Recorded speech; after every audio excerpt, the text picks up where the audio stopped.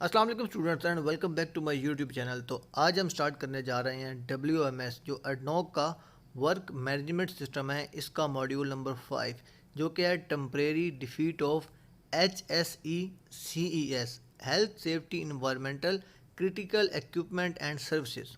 तो इस मॉड्यूल में हम सबसे पहले फेज में डिस्कस करेंगे इस मॉड्यूल का पर्पस क्या है, स्कोप क्या है, मीन टू से introduction of our this module number 5 temporary defeat.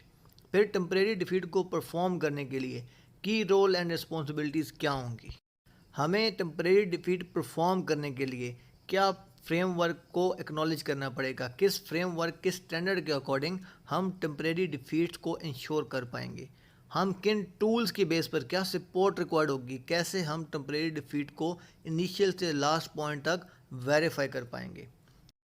Temporary defeat of HSE critical equipment and system का मतलब क्या है। टेम्परेरी डिफीट और bypass occurs when a HSE critical equipment and system is taken out of service. अगर हम कोई भी ऐसी क्रिटिकल डिवाइस या सिस्टम को उसकी सर्विस से टेकन आउट आइसोलेट कर लेते हैं, बाहर निकाल लेते हैं या बंद कर देते हैं, वाइल द इक्विपमेंट और facility being protected remain in service. लेकिन इस चीज़ को इंश्योर करते हुए कि जो हमारा सिस्टम है, जो इक्विपमेंट, जो फैसिलिटी है, वो रिमेन एट प्रोटेक्टेड रहे। जो उसका डिवाइस का पर्पस था उसको हम किसी दूसरे मीन से, कोई दूसरे टाइप से या किसी दूसरे सोर्स से इंश्योर करें। The use of term defeat, हम जो डिफीट का वर्ड यूज़ करते हैं, should be taken to mean, इसका मतलब होना चाहिए टेम्परेरली बाईपास। हमने उस डिवाइस को, इक्विपमेंट को टेम्परेरी कुछ एक लिमिटेड टाइम के लिए बाईपास किया है, ब्लॉक आउट, हमने वो डिवाइस ब्लॉक कर दी है, उसकी इनपुट आउटपुट कंट्रोल को रोक दिया है, आइसोलेट कर दिया है, ओवरराइड किया है, हमने उसको बाईपास किया है, हमने उसका जो सिस्टम था, जो कंट्रोल था, उसको स्टॉप किया है। इनहेबिट, फोर्स, जंपर और डिसेबल अ सेफ्टी प्रोटेक्शन डिवाइस और एन इंस्ट्रूमेंट सिस्टम, हमने कोई भी ऐसी डिवाइस जो कुछ एक पार्टिकल इनपुट दे रही थी, उससे कुछ कमांड कंट्रोल हो रही थी, कुछ हमने सेफ्टी प्रोटोकॉल उससे इंश्योर किए थे, हमने उसको टेम्परेरली एक टाइम लिमिट के लिए बाईपास किया है, ब्लॉक किया है, सस्पेंड या स्टॉप किया है। और any part thereof which would interrupt the normal design functionality of the equipment, कोई भी ऐसी डिवाइस या इक्विपमेंट जो किसी भी चीज़ के नॉर्मल डिज़ाइन को बाईपास कर रही है, इंटरप्ट कर रही है, उसके जो फंक्शनैलिटी थी, जिस इक्विपमेंट जो फंक्शन पे काम कर रहा है उससे उसको डाइवर्ट कर रही है, and its inherent ability to perform its protective और सेफ्टी फंक्शन। तो कोई भी ऐसा सेफ गार्ड जो किसी इक्विपमेंट के साथ इनिशियली तौर पे लगा हुआ आया था कि उसके बिना काम नहीं होगा, अगर हमने उसको बाईपास किया टेम्परेरी डिफीट में आएगा। हमारे पास कुछ इक्विपमेंट, स्मोक डिटेक्टर्स, हमने उनको बाईपास किया, टेम्परेरी डिफीट में आएगा। तो इस तरह की कोई भी चीज़ें जो अपनी सेफ्टी एबिलिटीज़ को स्टॉप करेंगी, उनकी इनपुट आउटपुट, उनका जो ऑप्शन था, जो कंट्रोल था, उसको अगर हम बाईपास कर रहे हैं, सस्पेंड कर रहे हैं या स्टॉप कर रहे हैं या ओवरलैप कर रहे हैं, तो इस चीज़ को हम टेम्परेरी डिफीट बोलेंगे। और ये एक लिमिटेड टाइम पर्पस के लिए होनी चाहिए, या अगर हमें लॉन्ग टर्म चाहिए तो इसके लिए हमें स्पेशल कंडीशन रिक्वायर्ड होंगी, उसके लिए स्पेशल अप्रूवल के बाद ही डिफरेंट टाइप की हम डिफीट परफॉर्म कर पाएंगे। तो एज़ पर एडनॉक WMS कौन कौन से डिफीट्स हैं, नेक्स्ट स्लाइड्स में हम डिस्कस करेंगे। एडनॉक WMS में टेम्परेरी डिफीट के प्रॉपर डॉक्यूमेंटेशन का पर्पस क्या है। तो सबसे पहला पर्पस कि to provide instructions on the evaluation and mitigation of risk for all the occurrence where HSE critical equipment and system are temporary defeats. हमारे पास जब भी हमने किसी भी टेम्परेरी डिवाइस या इक्विपमेंट को सस्पेंड करना है, डिफीट करना है, स्टॉप करना है, तो उसके लिए हमारे पास फर्दर क्या रिस्क असेसमेंट होनी चाहिए, उसको परफॉर्म करने से हमारे पास रिस्क लेवल क्या होगा, हमने उस रिस्क को कैसे कंट्रोल करना है, इस तमाम चीज़ को एवेल्यूएट करके इंस्ट्रक्शन प्रोवाइड करना सबसे पहला पर्पज़ होगा। To ensure that any such bypass of HSE equipment and system are authorised, आपने जो भी डिफीट करनी है, परफॉर्म करनी है, वो अथराइज्ड होनी चाहिए, प्रॉपरली अप्लाइड होनी चाहिए, उसकी आपने कंटिन्यूस मॉनिटरिंग कैसे करनी है। और जब आपने डिफीट रिमूव करनी है, आपने इक्विपमेंट या सिस्टम को अपनी इन नॉर्मल ऑपरेशन में बैक करना है, तो उसका करेक्ट मेथड क्या होना चाहिए, एंड इस तमाम चीज़ को कौन सा जॉब एंड रिस्पॉन्सिबिलिटी या कौन रिपोर्टिंग पर्सन कंट्रोल करेगा। तो ये तमाम चीज़ की इंस्ट्रक्शंस हमें इस मॉड्यूल के थ्रू मिल जाएंगी। सबसे जो लास्ट और important purpose, safe, standardised and robust system for temporary defeat of HSC critical equipment and system required।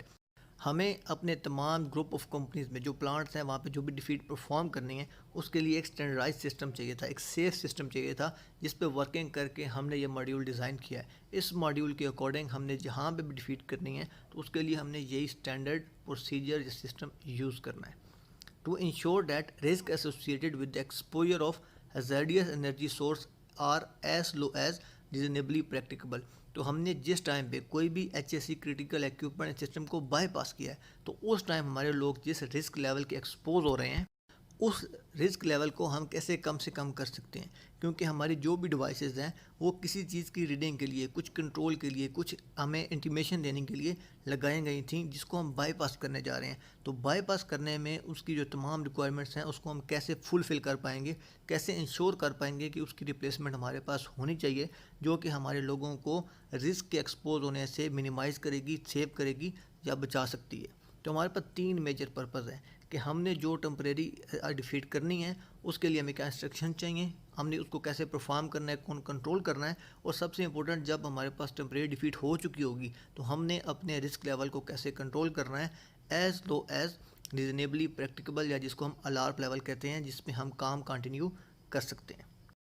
Temporary defeat का वर्क स्कोप किस किस पे इम्प्लीमेंट होगा? तो the requirements of this standard shall be applicable to all ADNOC group companies. ADNOC group के अंदर जितनी भी कंपनीज हैं तमाम पे स्टैंडर्ड्स की एप्लीकेशन एप्लीकेबल होगी। ग्रुप कंपनीज के बाद आता है employees, contractor, facilities including interface area, आपकी कोई भी ओवरलैप्ड फैसिलिटीज़ हैं उस पर भी एप्लीकेबल होगा। Activities and services without exception for managing temporary defeat of health, safety, environment, critical equipment and services. तो आपके जितने भी employees, contractor, interface area, activity, services, तमाम चीज़ें होंगी, कोई भी चीज़ इससे एग्जेम्प्टेड नहीं होगी। तमाम पे HSC critical equipment and services की डिफीट को लाजमी इंश्योर मेंटेन किया जाएगा। व्हेन अप्लाइंग और implementing the temporary defeat standard, जब हम टेम्परेरी डिफीट स्टैंडर्ड को इम्प्लीमेंट अप्लाई कर रहे होंगे, adherence shall be required with all ADNOC standards. हमें एडनॉक के जितने तमाम दूसरे स्टैंडर्ड्स हैं उनकी इम्प्लीमेंटेशन भी इंश्योर करनी पड़ेगी। And recommended practices and other work management system. तो जो भी हमें डिफीट मेंटेन करनी पड़ेगी उसके अंदर हमने तमाम एडनॉक स्टैंडर्ड्स को इम्प्लीमेंट करवाना है अगर हम पे एप्लीकेबल हो रहे हैं। रिकमेंडेड प्रैक्टिसेस जो सेफ़ प्रैक्टिस है उसके अकॉर्डिंग हमने डिफीट परफॉर्म करनी है। इसके साथ साथ WMS के जितने स्टैंडर्ड्स हैं, परमिट चाहिए तो रिक्वायर्ड होगा, आइसोलेशन चाहिए तो रिक्वायर्ड होगी, सर्टिफिकेशन कौन कौन से किससे चाहिए, अप्रूवल अथॉरिटी कौन होगा, एरिया अथॉरिटी कौन होगा, तमाम चीज़ें एज़ पर WMS हमें इम्प्लीमेंट करनी पड़ेंगी। HSC critical equipment and systems की एग्जांपल साइड पे क्या हो सकती हैं? तो फॉलोइंग अभी हम जो डिस्कस करेंगे ये इसमें से कुछ एग्जांपल हैं। इसके अलावा भी आपके पास क्रिटिकल इक्विपमेंट एंड सिस्टम्स हो सकते हैं। तो सबसे पहले क्या है कि इंटीग्रिटी प्रोटेक्टिव सिस्टम। आपकी किसी भी इक्विपमेंट की या किसी पाइपलाइन की, किसी आपके वर्किंग इक्विपमेंट की इंटीग्रिटी को इंश्योर करने का सिस्टम आपका क्रिटिकल इक्विपमेंट एंड सिस्टम होगा। Release control equipment and pressure, आपकी जो भी PSVs होंगी वो आपकी क्रिटिकल इक्विपमेंट्स में आएंगी। Secondary containment equipment and system, जो भी आपका सेकेंडरी सिस्टम होगा जो किसी के बाईपास पे बैकअप पे होगा, क्रिटिकल डिवाइसेस में आएगा। Fire and explosion suppression equipment and system, जो भी आपकी डिवाइसेस फायर होने की वजह से उसको कंट्रोल करेंगे, ऑटोमेटिक कंट्रोल करेंगे या मैनुअल कंट्रोल करना पड़ेगा। आपका स्प्रिंकलर सिस्टम, आपका फायर अलार्म, आपके मैनुअल होस पॉइंट, आपकी इनलेट आउटलेट, तमाम क्रिटिकल एक्टिविटीज़ में आएंगी, तमाम क्रिटिकल इक्विपमेंट एंड सिस्टम में आएगा। Fire fighting equipment and system, आपके स्मोक डिटेक्टर के साथ साथ आपके जो फायर इक्विपमेंट होंगे, फायर होजेस होंगे, फायर स्टेशन होंगे, फायर हाइड्रेंट होंगे, तमाम आपके HSC critical equipment and system होंगे। इन तमाम को अगर किसी को हमने बाईपास करना है, डिफीट करना है, तो उसके लिए हमें टेम्परेरी डिफीट का स्टैंडर्ड को इम्प्लीमेंट या फॉलो करना पड़ेगा। एडनॉक ग्रुप ऑफ कंपनीज में टेम्परेरी डिफीट प्रोसेस को इंश्योर या परफॉर्म करने के लिए एक ही सिंपल एक्सेप्टेड प्रोसीजर है, वो होना लाजमी है। उसके लिए हमें क्या चीज़ इंश्योर करनी पड़ेगी कि जो भी रोल एंड रिस्पॉन्सिबिलिटीज़ होंगी हमें टेम्परेरी डिफीट प्रोसेस के लिए वो तमाम जगह पे सेम होनी चाहिए। Success of temporary defeat process, temporary defeat process को सक्सेसफुल करने डिपेंड्स ऑन, किस पे डिपेंड करेगा, competence and awareness of people carrying out the activity. जो लोग इसको परफॉर्म करेंगे कंपिटेंट होने चाहिए और उन्हें अपने जॉब की अवेयरनेस होनी चाहिए। जो तमाम लोग डिफीट के साथ लिंक्ड होंगे उन्हें भी तमाम लोगों के बारे में इंफॉर्मेशन होनी चाहिए। इसलिए तमाम एडनोक ग्रुप कंपनीज में जो की रोल एंड रिस्पॉन्सिबिलिटीज़ हैं for temporary defeat of HSE-CES health safety environment critical equipment and systems के तमाम की रोल एंड रिस्पॉन्सिबिलिटीज़ को सेम रखा जाएगा। तो इस प्रेजेंटेशन में, इस मॉड्यूल में हम डिस्कस करेंगे कि कौन से रोल एंड रिस्पॉन्सिबिलिटीज़ किस क्राफ्ट वाइज होंगे। किसी भी ग्रुप कंपनी ऑफ एडनोक में, किसी भी साइट पे, किसी प्रीमिसेस में अगर कोई हमने टेम्परेरी डिफीट को इम्प्लीमेंट करना होगा तो एसेट ओनर रिप्रेजेंटेटिव, जिसको हम एरिया अथॉरिटी कहते हैं, टेम्परेरी डिफीट सर्टिफिकेट को अप्रूव कर सकता है। After approval of area authority AA isolation या डिफीट ऑफ HSE-CES को परफॉर्म किया जा सकता है। The asset owner representative AA आपका एरिया अथॉरिटी या manager operations has overall responsibility to ensure, उनकी कंप्लीट जिम्मेदारी होगी कि इंश्योर करें all the temporary defeats have been properly implemented, properly ensure किए जाएँ, प्रॉपरली उनको इंश्योर किया जाए, वैलिड किया जाए, वेरीफाई किया जाए and reinstated at the earliest as possible या एज एप्लीकेबल। तो जैसे ही उसका फंक्शन या रिक्वायर्ड एक्शन कंप्लीट हो चुका है तो एज सुन एज पॉसिबल हमने अपनी टेम्परेरी डिफीट जो की थी उसको बाईपास करना, रिमूव करना है और जो भी हमारे इक्विपमेंट था, क्रिटिकल डिवाइस एंड सिस्टम था, उसको अपनी नॉर्मल एक्टिव पोजीशन में हमने उसको परस्यू कर देना है। Defeat authority supervisor and above level employees can be worked और कंसिडर्ड एज डिफीट अथॉरिटी। तो डिफीट अथॉरिटी कौन होगा? सुपरवाइजर या अबव लेवल एम्प्लॉयज। मेंटेनेंस की डिफीट है तो मेंटेनेंस सुपरवाइजर होगा, वेल्थ सुपरवाइजर, डिसिप्लिन सुपरवाइजर या discipline maintenance supervisor as per their job application या एप्लीकेबल, वो अपनी तमाम उन डिवाइसेस के लिए डिफीट अथॉरिटी हो सकते हैं। तो डिफीट अथॉरिटी की रिस्पॉन्सिबिलिटीज़ क्या हैं? सबसे पहली चीज़, सबसे important, developing defeat plans including the use of PNI drawing, electric drawing या जो भी कॉस्ट इफेक्ट ड्राइंग्स होती हैं उनकी बेस पे अपना डिफीट प्लान आइडेंटिफाई करना कि हमें कौन कौन सी डिवाइसेस जिस सिस्टम को डिफीट करना है। Ensuring identification of required defeats for the scope of work, हमारे इस वर्क स्कोप पे हमने किस इक्विपमेंट पे क्या काम करना है, कौन सी डिवाइसेस कितने टाइम के लिए हमने डिफीट करना है, कौन से क्रिटिकल इक्विपमेंट सिस्टम को हमने बाईपास करना है, उसको आइडेंटिफाई करना है as per refer to PNI drawing, developing जो उसने प्लान किया था डिफीट प्लान उसके अकॉर्डिंग। उसके बाद क्या होगा कि जब उसने डिफीट वहाँ पर आइडेंटिफाई कर लिए, आइडेंटिफिकेशन के बाद endorsing the TDC temporary defeat certificate and thereby supporting approval by the relevant asset owner representative, AA से जाके उसकी अप्रूवल लेके आएगा। जब टेम्परेरी डिफीट सर्टिफिकेट हमारा अप्रूव हो जाएगा तो उसके बाद जिस टाइम पे हमारा वो इक्विपमेंट या सिस्टम डिफीट में रहेगा उस टाइम हमारे लोगों को जो भी ख़तरात हैं, जो हैज़र्ड्स हैं, उनका एक्सपोजर रिस्क लेवल कम से कम होना चाहिए। उसके लिए डायनामिक रिस्क असेसमेंट करनी पड़ेगी। तो defeat authority will lead the temporary defeat risk assessment ensuring that the demonstration to alarm level as low as reasonably practicable. तो डिफीट अथॉरिटी कौन होगा? जिस भी वर्क स्कोप में काम कर रहे हैं उसका मिनिमम सुपरवाइजर लेवल का एम्प्लॉय डिफीट अथॉरिटी हो सकता है। रिस्पॉन्सिबिलिटीज़ क्या हैं? डिफीट प्लान को डेवलप करना, डिफीट पॉइंट आइडेंटिफाई करना एंड डायनामिक रिस्क असेसमेंट को परफॉर्म करना, लीड करना। डिफीट परफॉर्मर कौन हो सकता है? तो कोई भी आपका मेंटेनेंस टेक्नीशियन, ऑपरेटर, इंजीनियर या आपका panel operator, they can work as a defeat performer. Defeat performer की रिस्पॉन्सिबिलिटीज़ में क्या होगा? सबसे पहली मेन रिस्पॉन्सिबिलिटी इम्प्लीमेंटिंग या implementation of the defeat and confirm all defeats. जो भी हमारी अप्रूव्ड डिफीट थी उसको इम्प्लीमेंट करना है, जो कि हमारे डिफीट अथॉरिटी ने आइडेंटिफाई की थी, एरिया अथॉरिटी ने उसको अप्रूव किया था, उसकी इम्प्लीमेंटेशन एंड कंफर्म करना as per the approved defeat risk assessment and correctly in place, properly correctly in place होनी चाहिए। Implementing of mitigation measures identified, जो भी हमने आइडेंटिफिकेशन की थी मिटिगेशन कंट्रोल मेजर्स की, जब हमारा वो इक्विपमेंट या सिस्टम डिफीट पे है तो हमने तमाम कंट्रोल को कैसे इंश्योर करना है उस चीज़ की इम्प्लीमेंटेशन करना। हमारे पास डिफीट परफॉर्मर की रिस्पॉन्सिबिलिटी है। Liaising with the relevant area authority permit issuer to confirm the defeat can be installed and remove safely. तो आपका जो भी एरिया अथॉरिटी होगा या परमिट इशूअर होगा उनके साथ प्रॉपर्ली कम्युनिकेशन करना, जो ताकि ये चीज़ इंश्योर की जा सके कि जो डिफीट है वो प्रॉपर्ली इंस्टॉल्ड और रिमूव हो गई है। डिफीट को परफॉर्म करने से पहले आपका जो डिफीट परफॉर्मर है वो टेम्परेरी डिफीट सर्टिफिकेट को साइन करेगा और उसको बाद में अपने पास डिफीट रजिस्टर में अपडेट करेगा। जैसे ही हमारी आइसोलेशन या हमारी जो टेम्परेरी डिफीट है उसको हम रिमूव करेंगे, सेफली रिमूव करने के बाद हमारा जो डिफीट परफॉर्मर है उसको साइन ऑफ करके कंप्लीट करेगा, रजिस्टर में अपडेट कर देगा।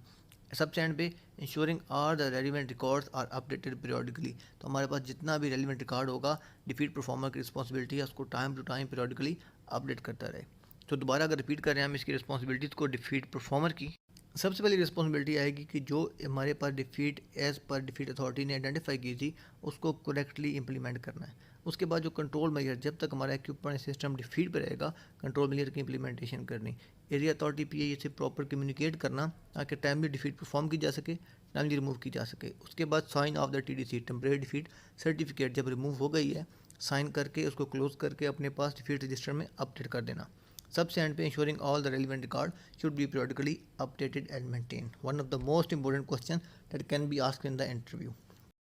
Critical equipment and systems HSE CES shall only be defeated if it is necessary to prevent a greater risk or to perform an activity related to critical equipment and system।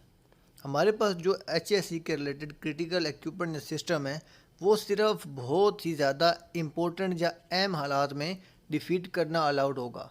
अगर उसको defeat ना करने से risk level control से ज़्यादा हो रहा है या हमने उस डिवाइस सिस्टम के अकॉर्डिंग कोई एक्टिविटी परफॉर्म करनी है तो सिर्फ इन्हीं केसेस में हम टेम्परेरी डिफीट कर सकते हैं।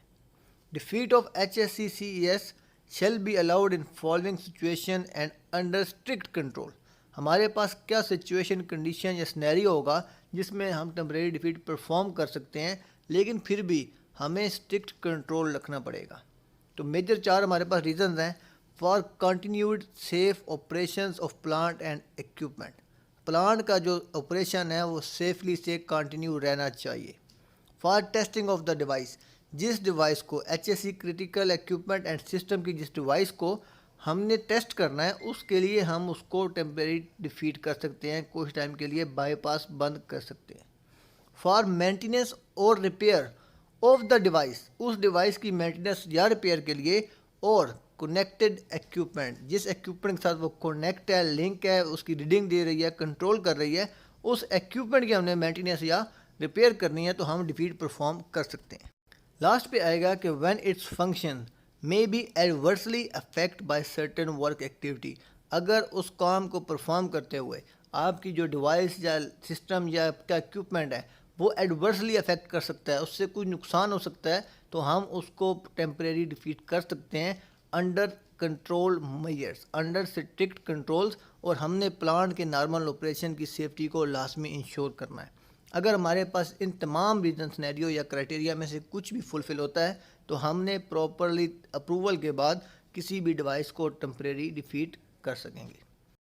How many type of defeat we have in WMS के अकॉर्डिंग हमारे पास कितनी तरह की टेम्परेरी डिफीट जो हम परफॉर्म कर सकते हैं, तो उसमें टोटल हमारे पास 5 टाइप ऑफ डिफीट है। सबसे पहले आएगा प्रोसेस डिफीट, उसके बाद हमारे पास जो सेकंड नंबर पे आएगा वो होगा मेंटेनेंस डिफीट। मेंटेनेंस डिफीट के बाद हमारे पास आएगा टेम्परेरी बाईपास या temporary defeat.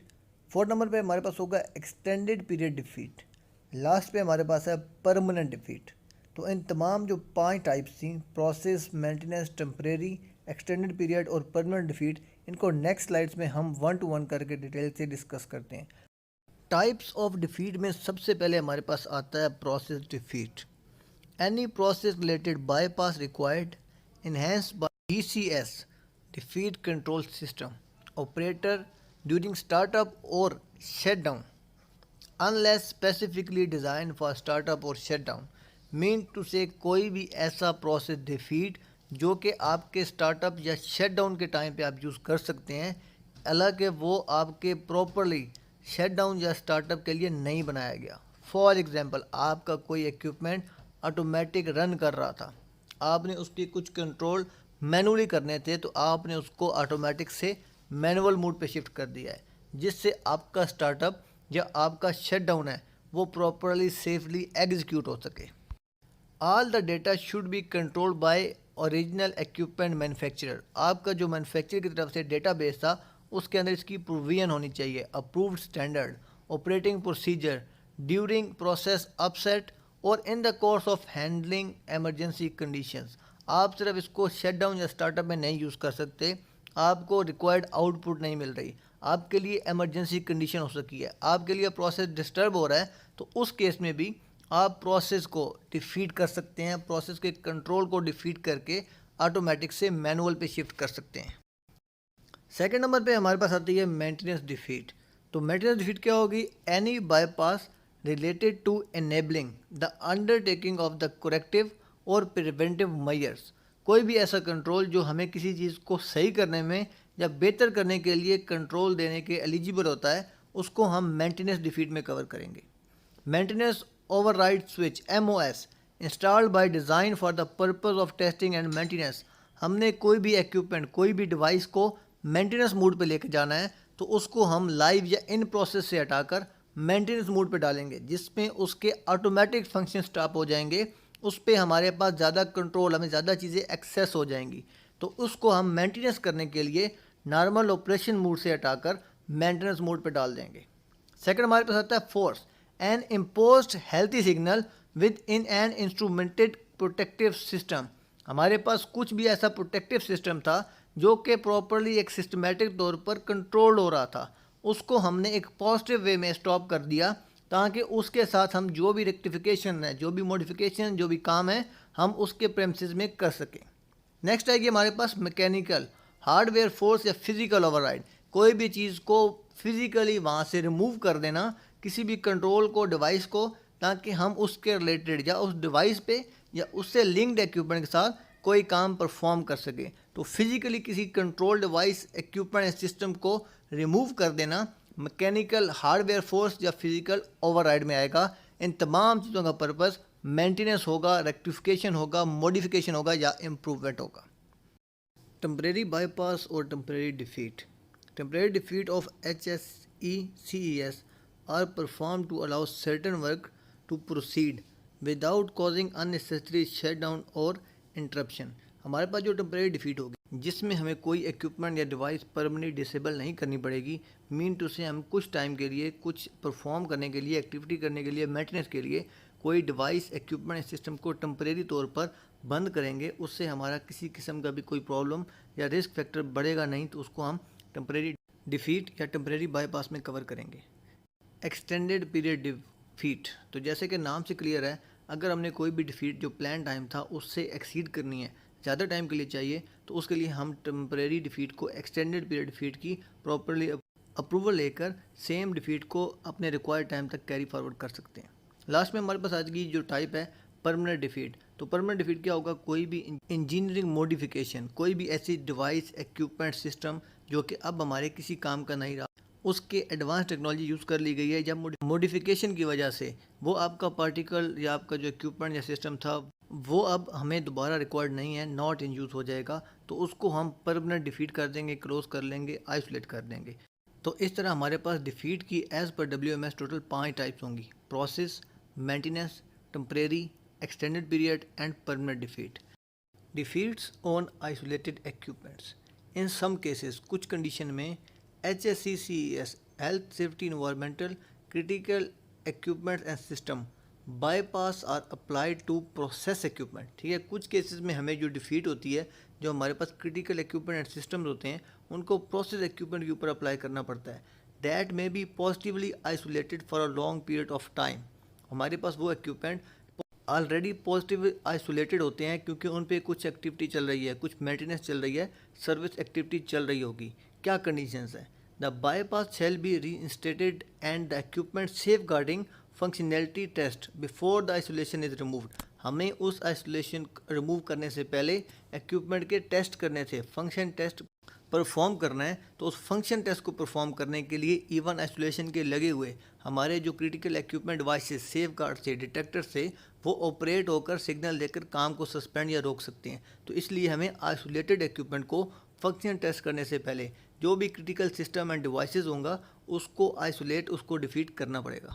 Reinstatement and testing of each affected safeguard must be recorded in the defeat register। हमने जब उसकी टेस्टिंग करनी है, इवन हमारा इक्विपमेंट आइसोलेटेड था, जितनी भी डिवाइसेस, जितने भी सेफ गार्ड हमने बाईपास किए, उनके कंट्रोल डिसेबल किए, तमाम चीज़ों को टेस्टिंग के बाद रिकॉर्ड करना है। डिफीट रजिस्टर में तमाम चीज़ों की अपडेट होनी चाहिए, ताकि जब हमने इक्विपमेंट को डी आइसोलेट करना है, प्रेशराइज करना है, तो हमें पता होना चाहिए कि टेस्टिंग के लिए जब हम फंक्शन टेस्ट कर रहे थे कौन कौन सी डिवाइस, इक्विपमेंट, सेफ गार्ड को हमने बाईपास किया था, ताकि तमाम चीज़ों की डिफीट को कैंसिल किया जा सके, तमाम चीज़ों को ऑपरेशनल किया जा सके।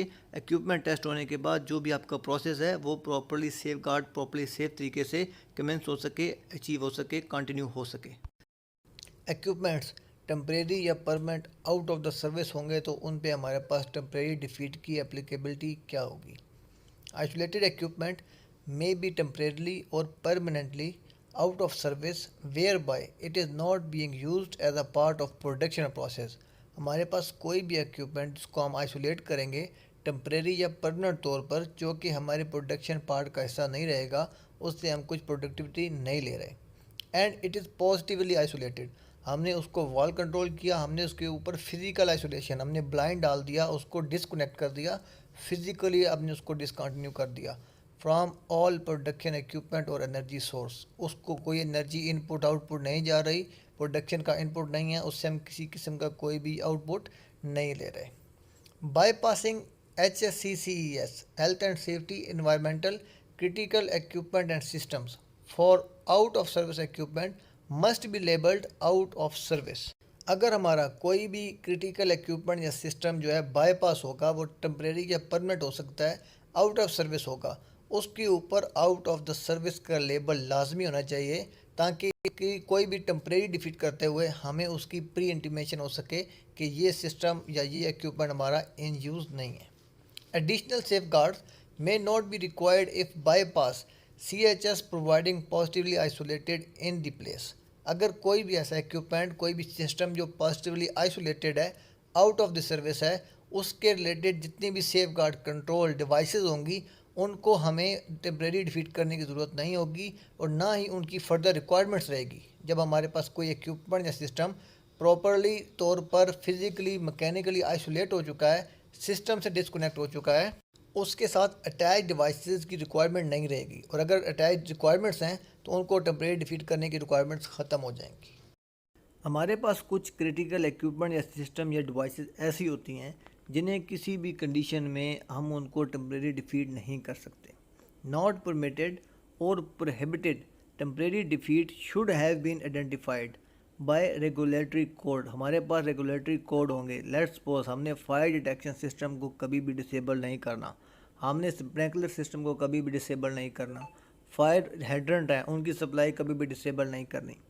As part of equipment standards, हमारे पास कुछ इक्विपमेंट हैं, उनके कंट्रोल वाल हो सकते हैं, उनके लिमिट स्विच हो सकते हैं, उनका मोशन डिटेक्टर, उनका temperature detector, different devices as per equipment standard हम उनको आइसोलेट, बाईपास या डिफीट नहीं करते।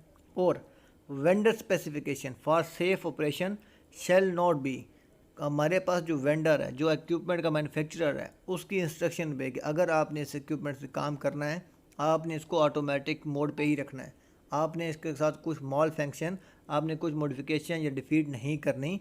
तो हमने ये तमाम चीज़ें एप्लीकेबल करते हुए उन डिवाइसेस को ना बाईपास कर सकेंगे, ना उनको टेम्पर्ड कर सकेंगे, ओवरराइड नहीं कर सकेंगे, रिमूव नहीं कर सकेंगे। अदरवाइज़ क्या होगा, हमारा सेफ ऑपरेशन इफेक्ट हो सकता है। अनलेस, क्या कंडीशन है, किन कंडीशन पे हम उस इक्विपमेंट के साथ जो डिवाइसेस हैं उनको बाईपास, डिफीट, आइसोलेट कर सकते हैं। The equipment is undergoing maintenance, अगर हमने किसी पूरे प्लांट के, किसी एरिया के, किसी यूनिट के toxic gas monitor detector system जो है डिसेबल कर रहे हैं, तो उसके लिए हमने इंश्योर करना है कि हमारा एरिया डी क्लासीफाई हो चुका हो, हमारे एरिया में जो भी रिक्वायर्ड गैस थी उसकी लीकेज के चांसेस ज़ीरो हो चुके हों। हमारे पास अगर कहीं फायर स्प्रिंकलर को हमें डिसेबल करना है तो वहाँ पे इग्निशन सोर्स नहीं होना चाहिए। उसके लिए आपका स्टैंड बाय प्रोसीजर क्या होना चाहिए, अगर आपने कहीं पे हाइड्रेंट के सप्लाई को, फायर वाटर सप्लाई को बंद करना है तो आपकी रिप्लेसमेंट क्या होनी चाहिए। दो अगर आपने उस एरिया को, इक्विपमेंट, क्रिटिकल सेफ्टी सिस्टम को आपने डिसेबल करना है तो आपके लिए उस इक्विपमेंट, उस एरिया, उस इक्विपमेंट के साथ यूनिट में कोई भी काम ना हो रहा हो, अंडरगोइंग मेंटेनेंस हो, शटडाउन हो, तभी आप वो तमाम डिवाइसेस को आइसोलेट, बाईपास या टेम्परेरी डिफीट कर पाएंगे। हमारे पास कुछ डिवाइसेस ऐसी हैं जिनकी डिफीट करना, जो क्रिटिकल इक्विपमेंट सिस्टम होते हैं उनकी डिफीट प्रोहिबिटेड होती है। For example, process specific to DCS, distributed control system, जिससे तमाम पैनल कंट्रोल हो रहा है, ऑपरेट हो रहा है, उसको हम टोटली डिफीट नहीं कर सकते। उसको हम मैनुअल से ऑटोमेटिक पे शिफ्ट कर सकते हैं या ऑटोमेटिक से मैनुअल कंट्रोल पे ला सकते हैं। या हमारे पास जो PLC हैं, प्रोग्रामेबल लॉजिकल कंट्रोलर्स हैं, हमारे पास HMIs हैं, तो उनको हम मैनुअल से ऑटोमेटिक या ऑटोमेटिक से मैनुअल कर सकते हैं, लेकिन हम उनको किसी भी ऑपरेशन या प्लांट या इक्विपमेंट के ऑपरेशन या प्रोसेस के लिए हम उनको डिफीट या बंद नहीं कर सकते। Fire and gas detecting system, अगर हम किसी भी एरिया में काम कर रहे हैं तो हम ये तमाम चीज़ें एरिया की सेफ्टी के लिए, gas detection, fire detection system, इनको हम आइसोलेट या बंद नहीं करेंगे, हम इनको डिफीट नहीं करेंगे। अगर हमें वो इक्विपमेंट, वो डिटेक्टर ख़राब हो चुका है, हम उसको रिप्लेस करेंगे, या हमारे पास उस एरिया में कोई प्रोसेस नहीं चल रहा, परमानेंट डिफीट हो चुकी है, हमारे पास परमानेंट इक्विपमेंट लॉकआउट है, तब हम इन चीज़ों को डिफीट करने के लिए प्रोसीड कर सकते हैं। इसके बाद हमारे पास लास्ट आता है कार सील मैनेजमेंट सिस्टम। तो इस तरह की तमाम जो एक्टिविटी होगी, इक्विपमेंट होगी, डिवाइसेस होंगी, वो हमारे लिए आइसोलेट करना, डिफीट करना प्रोहिबिटेड होगा। इन केसेस में करना क्या चाहिए? Lock out, tag out shall be use to ensure positive isolation of hazardous energy at all. जब भी आपने काम करना होगा तो इंश्योर करना होगा कि जो भी एनर्जी आइसोलेशन है, जो भी टाइप ऑफ एनर्जी है, सोर्स ऑफ एनर्जी है, पॉजिटिवली आइसोलेट हो, उस आपके पास फिजिकली बैरियर हो, आपके पास मैकेनिकल, वहाँ पे आइसोलेशन लाजमी होनी चाहिए। लॉक आउट, टैग आउट के साथ अनएक्सपेक्टेड रिलीज को कंट्रोल किया जा सकता है और इक्विपमेंट को सेफली कंट्रोल किया जा सकता है। HSE critical equipment and system shall not be defeated under the block condition. हमारे पास कुछ ऐसी कंडीशन होती हैं जिनमें हम क्रिटिकल इक्विपमेंट सिस्टम को डिफीट, बाईपास नहीं कर सकते। सबसे पहले कंडीशन कौन सी होगी? Risk is not reduce to alarm level after consideration of implementation mitigation measures. अगर हमने इस इक्विपमेंट को डिफीट कर दिया, सिस्टम को डिफीट कर दिया, तो हमारे पास जो रिस्क लेवल है वो अलार्म लेवल तक रिड्यूस नहीं हो सकता। If suitable alternative protection can not be provided, अगर हम कोई फायर फाइटिंग या फायर हार्डेंट को वहाँ पे आइसोलेट कर रहे हैं, डिफीट कर रहे हैं, तो हम वहाँ पे अगर हम फायर ब्रिगेड स्टैंड बाय नहीं कर सकते तो हम उसको डिफीट नहीं करेंगे। अगर हम स्मोक डिटेक्टर को वहाँ से रिमूव कर रहे हैं तो हमें वहाँ पे फायर वॉचर डिप्लॉयमेंट करनी पड़ेगी। अगर हम नहीं कर सकते तो हम उसको डिफीट नहीं कर पाएंगे। If facility is in an upset condition, अगर हमारे पास प्लांट में कुछ अपसेट कंडीशन चल रही है, अनस्टेबल कंडीशन चल रही है, स्टार्टअप चल रहा है, शटडाउन चल रहा है, तो ऐसी किसी भी कंडीशन में अगर हमारा रिस्क लेवल डिफीट करने के बाद कंट्रोल नहीं हो रहा, या रिक्वायर्ड जो क्रिटिकल इक्विपमेंट सिस्टम है, हमें उस इक्विपमेंट की शटडाउन स्टार्टअप में या हमें किसी भी किस्म के टेस्ट में रिक्वायर्ड है, तो इन कंडीशन में हम उन HSE critical equipment and system को आइसोलेट डिफीट नहीं कर पाएंगे। इसके अलावा all temporary defeats shall indicate the maximum time frame. हमें जितनी भी डिफीट करनी होगी उसके लिए एक सेट टाइम फ्रेम डिस्कस किया जाता है। Allowed for temporary equipment safeguard bypass to be in place, तो जो भी हमारे पास टेम्परेरी सेफ गार्ड है उसको बाईपास श्योर करने के लिए, सेव करने के लिए टाइम फ्रेम सेट किया जाता है। नेक्स्ट कंडीशन हमारे पास आती है every effort should be made to limit temporary safety critical equipment and system bypass to less than single shift. तो हमें अगर हम ये टेम्परेरी अरेंजमेंट नहीं कर पाते, हमें कोई ऐसी डिफीट जो लॉन्ग दैन वन शिफ्ट चाहिए, तो उसके लिए भी हम उस इक्विपमेंट को टेम्परेरी डिफीट नहीं कर पाएंगे। If the duration required might be more than 72 hours, it also be tricked to process for downgraded situation DGS, and the group of companies shall ensure the appropriate control are identified to mitigate the risk। अगर हमें कुछ ऐसी condition है जिनमें हम 72 our तक कोई isolation लेके जानी है, कोई डिफीट लेके जानी है, तो उसके लिए हम रेफ़र करेंगे DGS से।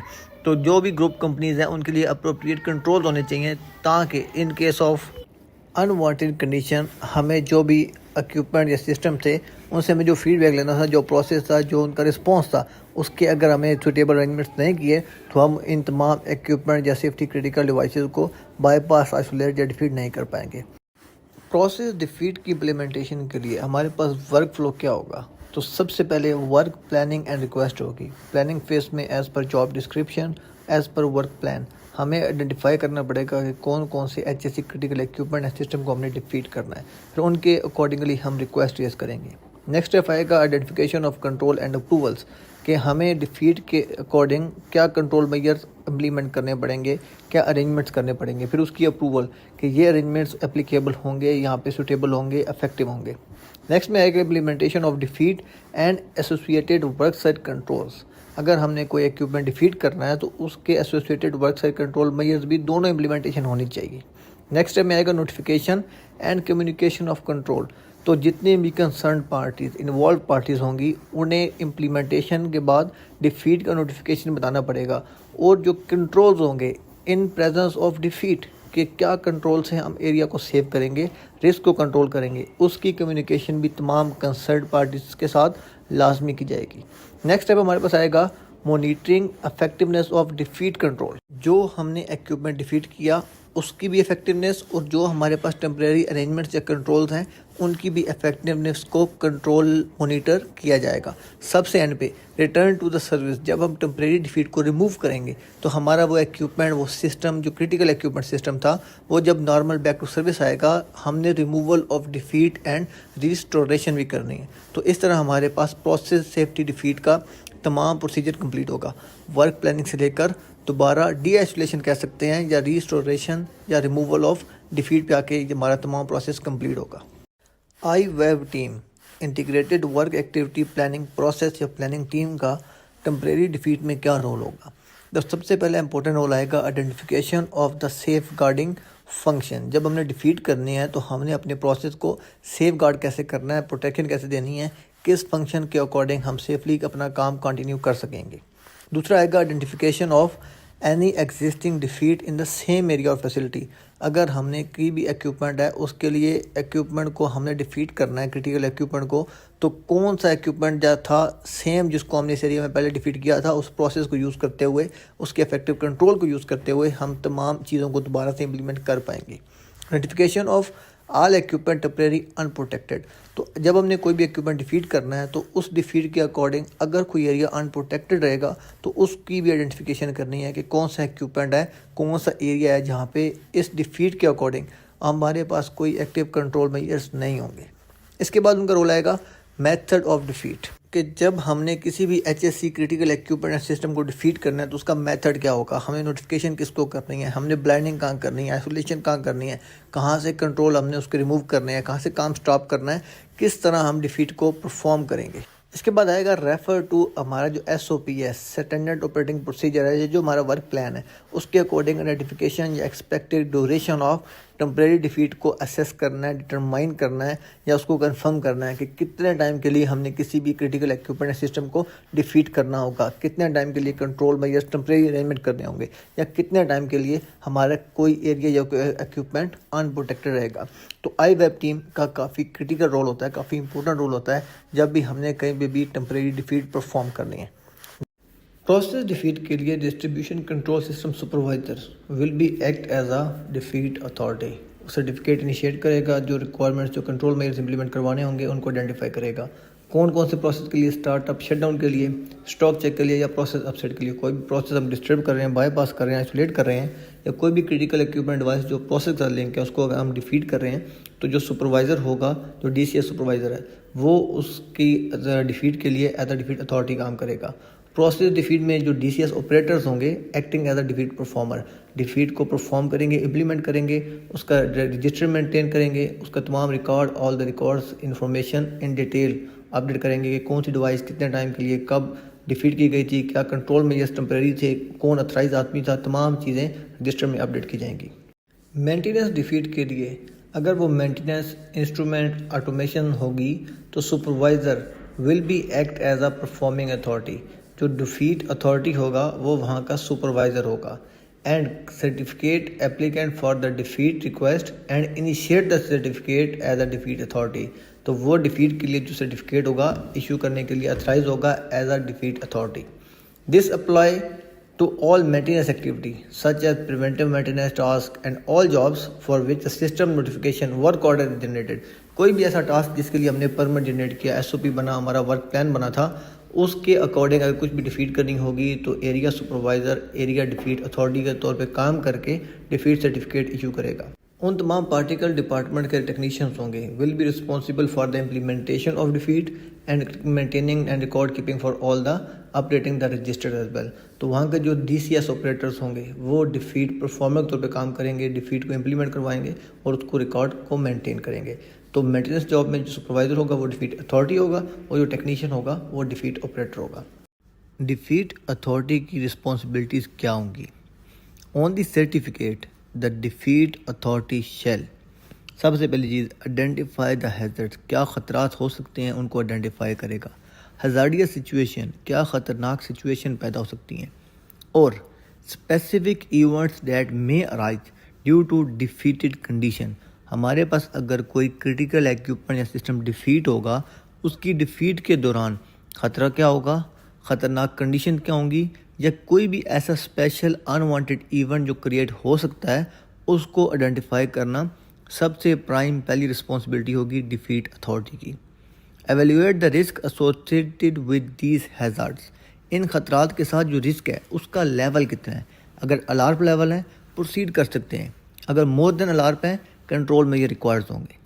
Evaluate safeguards that reduce the risk to meet the condition to alarm level, अगर हमारे पास जो रिस्क एवेल्यूएशन है वो हमारे पास अलार्म लेवल से ज़्यादा होगी, उसके लिए हमें एलिमिनेशन में जाना पड़ेगा, उसके लिए हमें सब्स्टिट्यूशन में जाना पड़ेगा, हमें engineering control, management control, training, additional control measures, additional arrangements, तमाम चीज़ें इंश्योर करके तभी हम डिफीट परफॉर्म कर सकेंगे। तो prime responsibilities of defeat authority is identification of hazard, hazardous condition and unwanted event. अगर उनकी रिस्क एवेल्यूएशन के अकॉर्डिंग अलार्म है तो प्रोसीड करेंगे, अदरवाइज हम एडिशनल कंट्रोल मेजर्स रिक्वायर्ड होंगे। अगर हमने कोई भी क्रिटिकल इक्विपमेंट या सिस्टम को डिफीट करना है तो उस डिफीट के अकॉर्डिंग रिस्क असेसमेंट काफ़ी अप्रोप्रिएट होनी चाहिए, काफ़ी अच्छी अथेंटिक होनी चाहिए। तो उसके लिए क्या करना चाहिए?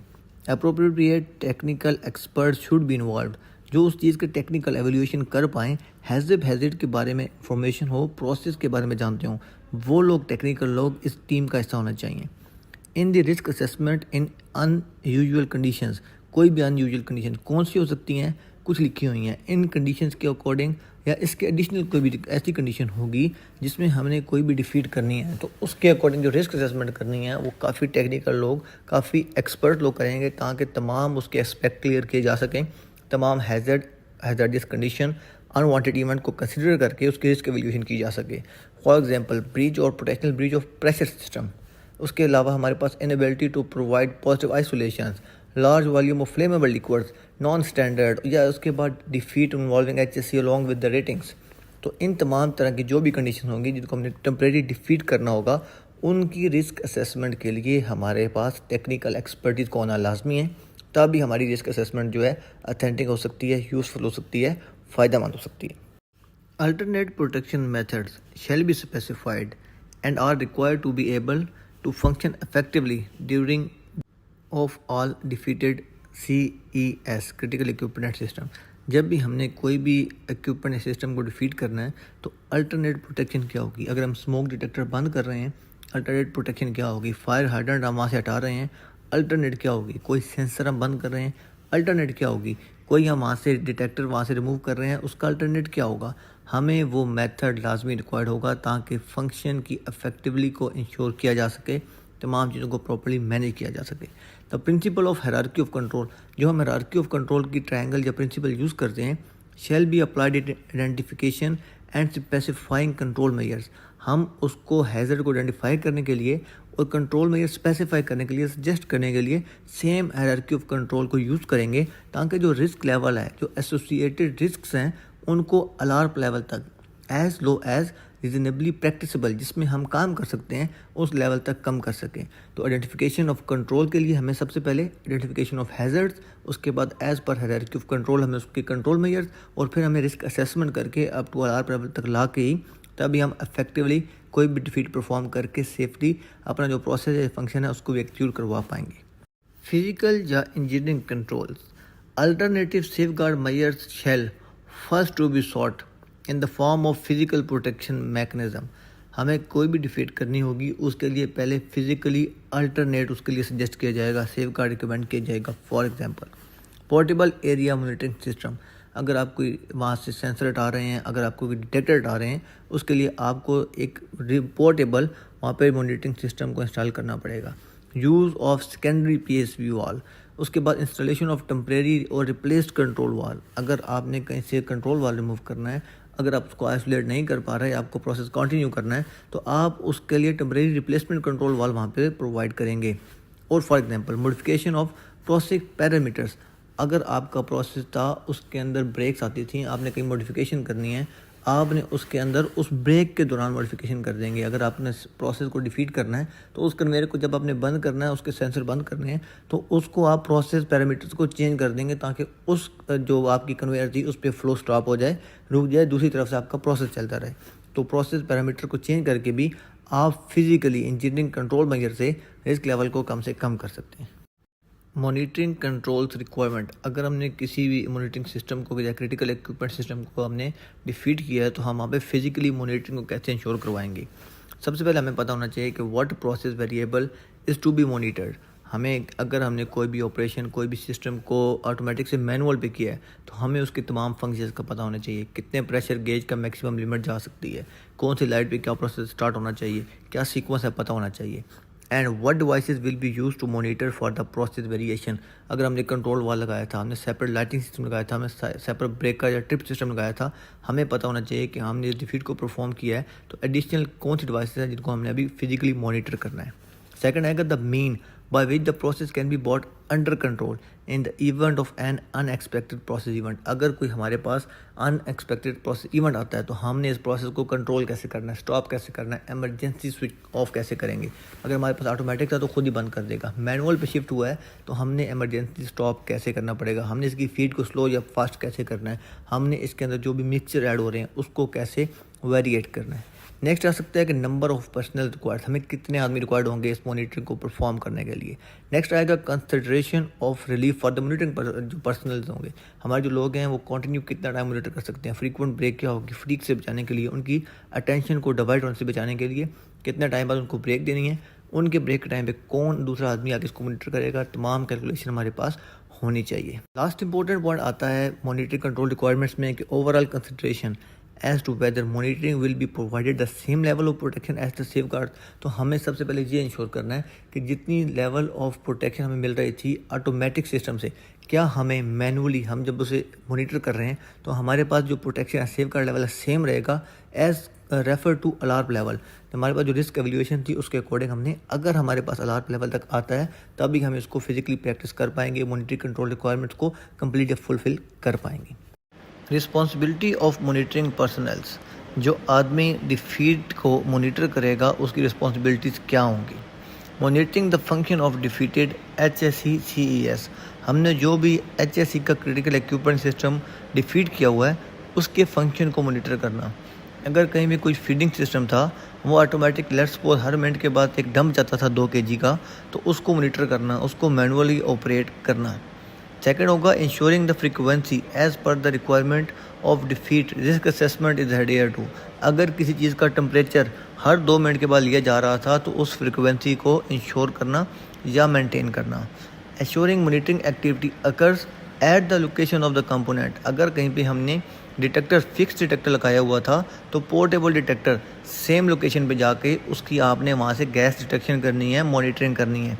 At the location of component device panel, जो चीज़ आपने डिफीट की होगी उसी लोकेशन पे जाकर वहाँ से मॉनिटरिंग की जानी चाहिए।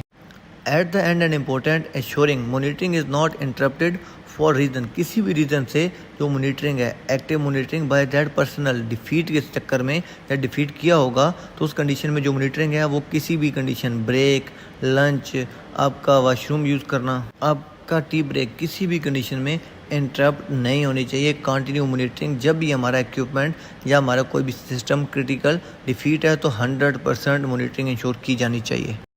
डिफीट के लिए जो अप्रूविंग अथॉरिटी होगी shall be selected according to the impact of defeat has over the plant, for example magnitude of जो डिफीट होगा, जो भी हमने डिफीट के लिए मॉनिटरिंग पर्सन रखना है या अप्रूवल अथॉरिटी होगी वो सिवियरिटी पे डिफीट के अकॉर्डिंग हमें क्या कॉन्सिक्वेंस हो सकता है, क्या ख़तरा हो सकता है, हमें क्या चीज़ टॉलरेट करनी पड़ेगी, उसके अकॉर्डिंग सिलेक्शन होगी। If multiple shift with normalization at the end of अगर हमारे पास मल्टीपल शिफ्ट में काम जाएगा, एक शिफ्ट जो 12 घंटे से ज़्यादा होगी, a single approval shall be required in line with magnitude या सेवेरिटी ऑफ डिफीट। जो हमारे पास क्रिटिकल इक्विपमेंट या सिस्टम है जो हम डिफीट करने जा रहे हैं, उसकी सेवेरिटी के अकॉर्डिंग अप्रूवल अथॉरिटी, अगर हमारे पास more than one shift activity रहेगी तो हम उसको सिंगल लाइन में आके डिटरमाइन करेंगे। The table in the next slide will give us the information कि हमें किस डिफीट लेवल के लिए कौन सा अप्रूविंग अथॉरिटी अलाउड होगा। टेम्परेरी डिफीट अथराइजेशन मैट्रिक्स या फ्लो चार्ट। तो इस फ्लो चार्ट को समझने से पहले हमें पता होना चाहिए हमारे पास जो टेम्परेरी डिवाइस हमने डिफीट करनी है कौन सी टाइप्स हैं। सबसे पहले आएगी इंडिविजुअल डिवाइस। कोई भी कंपोनेंट जो कि एक स्टैंड अलोन है उसको हमें डिफीट करना होगा तो वो होगा individual device defeat. Small section, किसी एक पूरे इक्विपमेंट या सिस्टम में हम मल्टीपल कंपोनेंट्स को, पूरा सिस्टम हम डिफीट नहीं कर रहे, उसकी मल्टीपल डिवाइसेस डिफीट करेंगे तो स्मॉल सेक्शन डिफीट आएगा। और अगर हम अ कंप्लीट क्रिटिकल सिस्टम जो कंपोनेंट है पूरा ही हम उसको डिफीट कर रहे हैं तो हमारे पास लार्ज सेक्शन आएगा। तो इस बेस पे हमारे पास चार्ट है जो डिफीट अप्रूवल चार्ट है, उसको हम चेक करेंगे कि अगर हमारे पास डिफीट 12 घंटे से कम है तो उसके लिए डिफीट अप्रूवल अथॉरिटी कौन होगी, 12 घंटे से 72 आवर के दरमियान है तो कौन होगी, और अगर 72 आवर से ज़्यादा है, मल्टीपल शिफ्ट है तो कौन होगी। तो सबसे पहले केस में अगर हमारे पास प्लांट्स वेरियल फंक्शन लोकेशंस हैं तो उसके लिए अगर हमारे पास 12 घंटे से कम है तो हमारे पास ऑपरेशन मैनेजर जो वीपी होगा वो उसको अथराइज़ कर सकता है।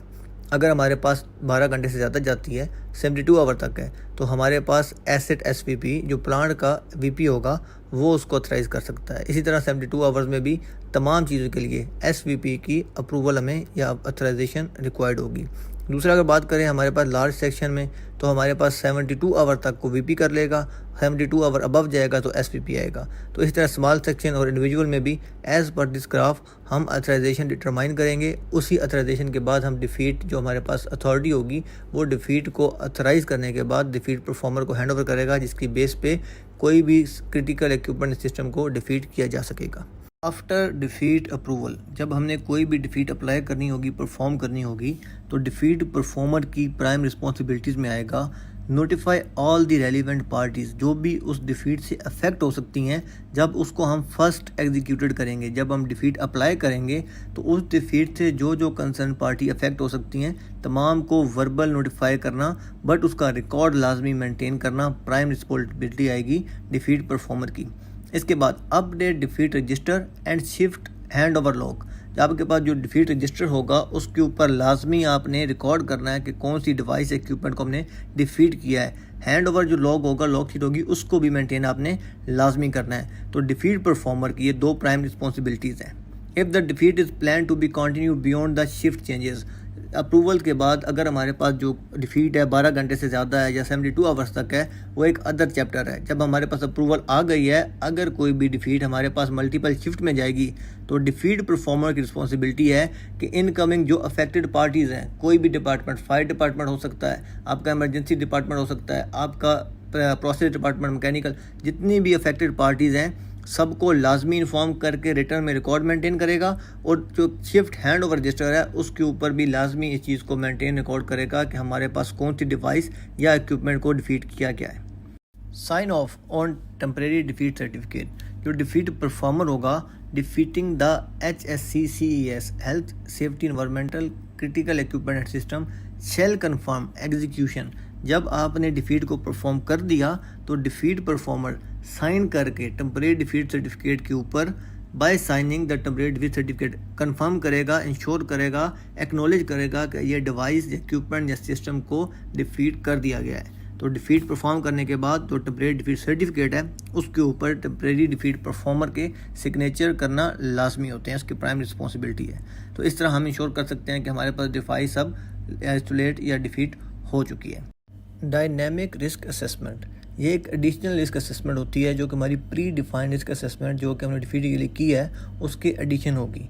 जब हमने डिफीट परफॉर्म कर दी तो उस तमाम ड्यूरेशन में किसी भी टाइम पे कुछ भी सर्कमस्टांसेस चेंज होने से एडिशनल क्या ख़तरा हो सकता है, उसका ख़तरे का रिस्क लेवल क्या हो सकता है, उस चीज़ को डिटरमाइन करने के लिए प्लांट के कंटिन्यू ऑपरेशन को सेफली एग्जीक्यूट करवाने के लिए कंटिन्यू बेसिस पे, रेगुलर बेसिस पे जो रिस्क असेसमेंट ऑन स्पॉट की जाती है उसको डायनेमिक रिस्क असेसमेंट कहा जाता है। The controls set in place of defeat and plant condition shall be continue monitored for ensuring safe execution of job. तो जो हमारी प्री डिफाइंड रिस्क असेसमेंट थी वो वाली और डायनेमिक रिस्क असेसमेंट, इन दोनों का पर्पस यही रहेगा कि प्लांट के जो कंटिन्यू मॉनिटरिंग है या कंटिन्यू जो सेफ एग्जीक्यूशन ऑफ जॉब है उसको इंश्योर किया जा सके। Monitoring requirement shall be followed as per requirement of defeat risk assessment and temporary defeat certificate. तो जो हमारे पास मॉनिटरिंग की रिक्वायरमेंट्स हैं वो as per temporary defeat certificate के साथ जो हमने रिस्क असेसमेंट अटैच की थी उसके अकॉर्डिंग करनी चाहिए। लेकिन काम के दौरान जब डिफीट परफॉर्म की जा चुकी है और वर्क इन प्रोसेस है तो हम डायनेमिक रिस्क असेसमेंट से इन एनी अनवांटेड सर्कमस्टांसेस, कुछ भी कंडीशन चेंज होती है उसकी रिस्क वैल्यूएशन के लिए यूज़ की जाती है। If plan to extend beyond shift changes, अगर हमें अपनी कोई भी डिफीट एक शिफ्ट से ज़्यादा लेके जानी है यानी कि मोर देन 12 आवर करनी है तो उसके लिए क्या प्रिकॉशंस होने चाहिए। The incoming shift employees shall record all the details. जो इनकमिंग शिफ्ट एम्प्लॉयज़ हैं उनको तमाम डिटेल हैंड ओवर करनी पड़ेगी, वो तमाम डिटेल अपने पास नोट डाउन करेंगे, रजिस्टर में लॉग शीट में मेंटेन करके जितने भी अफेक्टेड पार्टीज़ हैं, जितने भी डिपार्टमेंट्स हैं, जितने भी क्रू हैं जो इस डिफीट से किसी भी तरह अफेक्ट हो सकते हैं उनको नोटिफाई करेंगे कि हमारे पास ये इक्विपमेंट क्रिटिकल सिस्टम हमारे पास डिफीट हो चुका है, डिफीट इन प्रोग्रेस है। सेकंड मंथ पर रिस्पॉन्सिबिलिटी क्या होगी, if plan to reinstate the defeat during night shift, अगर हम नाइट शिफ्ट में उसको कंटिन्यू करते हैं या ख़त्म करते हैं the record shall be updated, उसका जो रिकॉर्ड है लॉग शीट में अपडेट होना चाहिए। हैंड ओवर के टाइम पे क्लियर वहाँ पे इंस्ट्रक्शन, क्लियर कम्युनिकेशन होनी चाहिए कि डिफीट कंटिन्यू है या डिफीट ख़त्म कर दी गई है। At the end the area authority shall ensure, area authority की रिस्पॉन्सिबिलिटी होगी कि टेम्परेरी डिफीट सर्टिफिकेट जब तक हमें डिफीट करना है किसी इक्विपमेंट या सिस्टम को तब तक के लिए वैलिड होना चाहिए। अगर वो 12 घंटे है, अगर वो 72 आवर्स है या मोर देन 72 आवर्स है तो as per requirement area authority की रिस्पॉन्सिबिलिटी होगी कि सर्टिफिकेट की वैलिडिटी को इंश्योर करेगा। कौन सी कंडीशंस होंगी जिनमें temporary defeat certificate no more required होगा या कैंसिल या क्लोज कर दिया जाएगा। तो सबसे पहले the work is complete under the associate permit और the permit validity has expire, अगर हमारा काम ख़त्म हो गया है, परमिट क्लोज हो रहा है या परमिट की वैलिडिटी ख़त्म हो रही है तो उसके अगेंस्ट हम TDC नहीं ले सकते, टेम्परेरी डिफीट सर्टिफिकेट नहीं ले सकते।